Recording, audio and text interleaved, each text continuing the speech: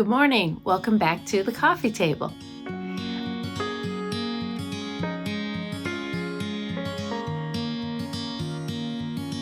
Back in October, I was able to virtually attend my 5th Evolving Faith conference. I know I've talked about this conference before, but as a refresher, it was started by Rachel Held Evans and Sarah Bessey. They created it for spiritual misfits like us, whose faith has changed in the past few years. This conference has meant so much to me because it made me realize that I'm not the only one out there who thinks and feels this way. I've found my favorite authors and speakers through this very conference, and this year was no different. At the very opening of the conference, Sarah Bessey came out and talked about what to do when hope and love are not enough.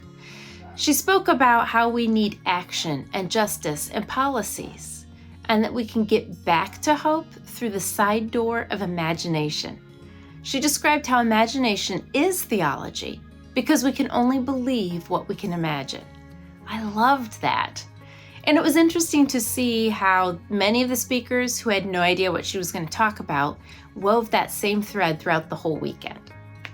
We got to hear from so many amazing people, too many to mention, but my favorites of the whole weekend were Barbara Brown Taylor, Krista Tippett from NPR, and Nadia Bolz-Weber. Now, I can never take notes fast enough when I listen to Barbara Brown Taylor. If you have not read any of her books, you need to put one of them at the top of your list.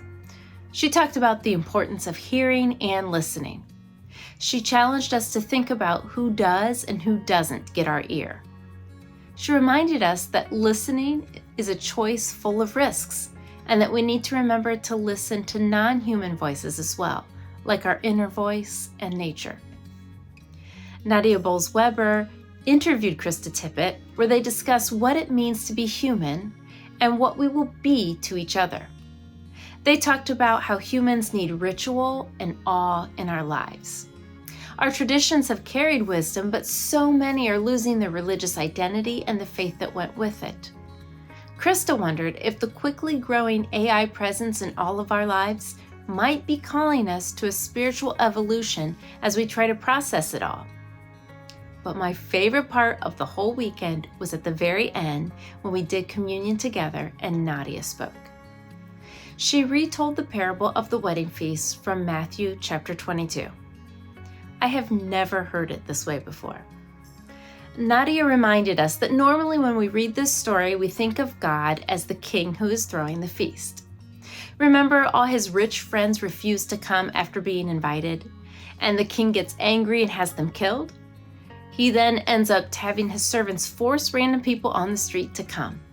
He tells all of the guests to wear their best wedding attire. But when one of the people arrives not wearing his best garment, the king gets angry and has him bound and thrown into outer darkness. We normally think of this parable as the many are called but few are chosen story. But what if instead we read it differently? Why do we always imagine God as the ruler, tyrant, and slave owner? Nadia suggests this instead. She says, "So beloveds, what if the kingdom of heaven isn't like a bullying king? What if the kingdom of heaven is like the guy who refuses to play along? What if the kingdom of heaven is like someone who shows up and says no to empire? What if the kingdom of heaven is like the one who stands speechless before his accusers, refusing to dignify taunts with a reply?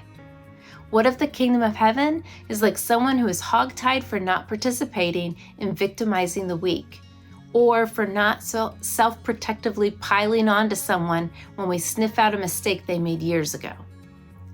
What if the kingdom of heaven is like someone who is thrown by the empire into outer darkness? And what if the name of that outer darkness is Calvary?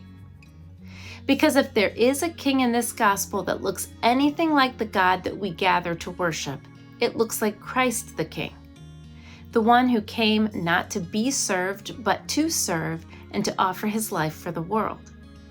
Wow, isn't that amazing?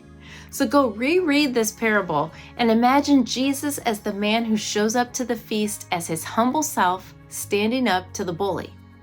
I don't think I'm ever going to read it the same way again. If you're interested in any of the Evolving Faith community or information, I will post some links in the comments. Until next time, keep reading.